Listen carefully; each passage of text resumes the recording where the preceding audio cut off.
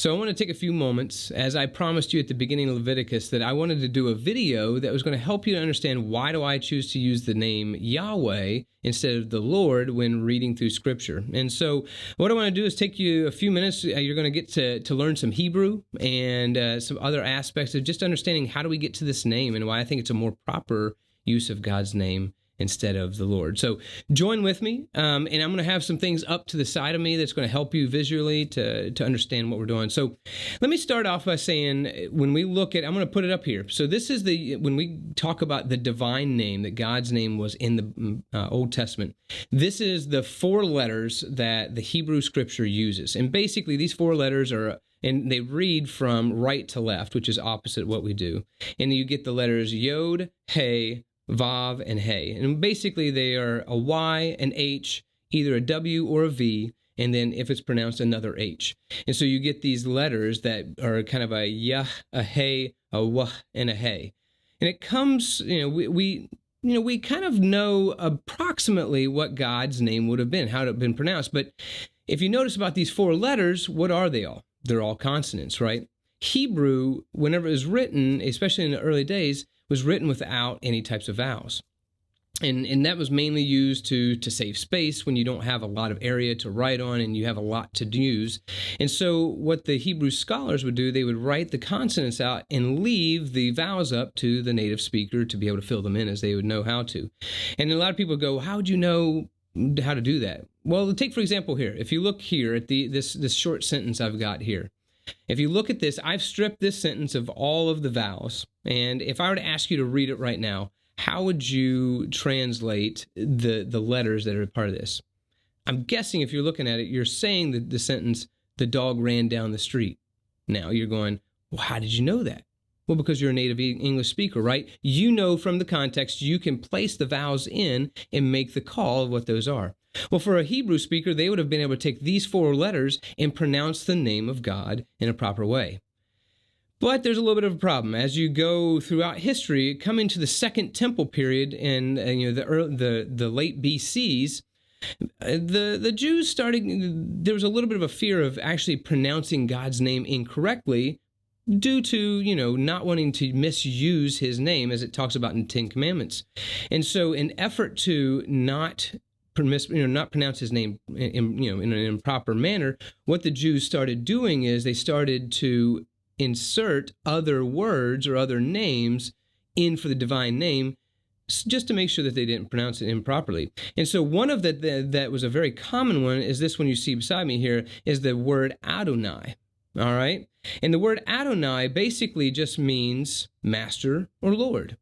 And so what a Jew, as they would read across the divine name, which is over 7,000 times in the Old Testament, as they would read through this, they would hit these letters, and instead of using God's name, they would say the term Adonai. And so fast forward, and we don't have anybody that actually has probably used that name the proper way since Alexander the Great walked the earth. It's been a few years.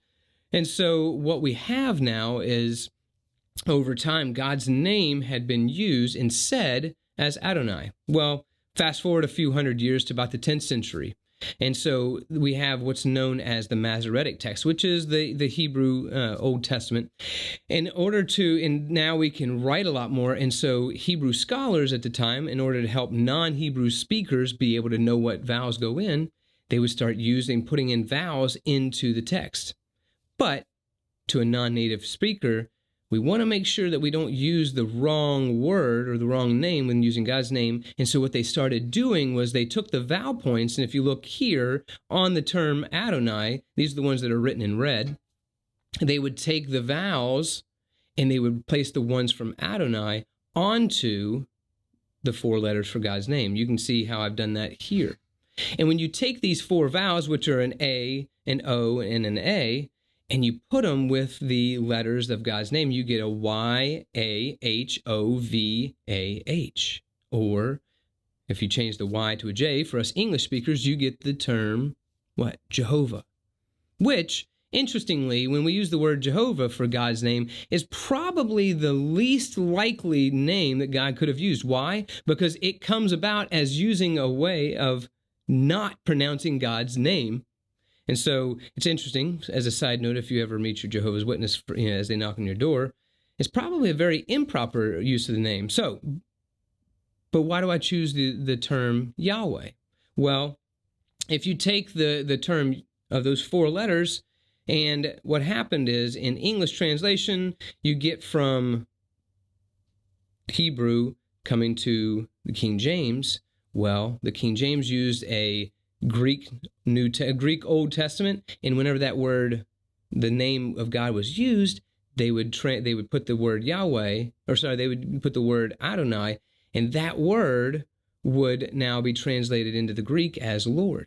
And so when you get the King James, when it uses, and when you see the name for God, it's translated for us as what?